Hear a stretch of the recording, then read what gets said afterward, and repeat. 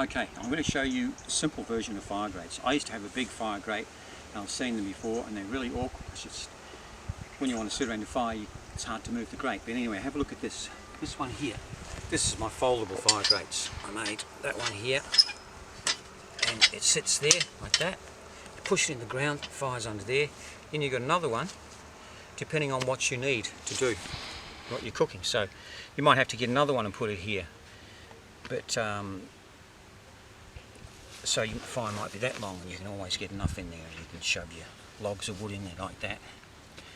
So there you go, simple version. And then when you don't want to use them, you just want to have a fire here and something there, you've still got one. Or you might take that off and you've got a fire to sit around with at night time. So that's just another idea. How did you make them, Ray? How did I make them? I just got some horseshoes and I welded them together, boom, boom, boom, and then welded those legs on it. I'm not a very good welder, but I made sure I did them strong. And this one here, this is a bit trickier to make, but it's 6 horseshoes all welded like that, and then a piece of pipe put in there like that, bit of rebar bent in here, put in there, and a knob put there so it doesn't go back any further. Actually needs a bit of adjustment, that one.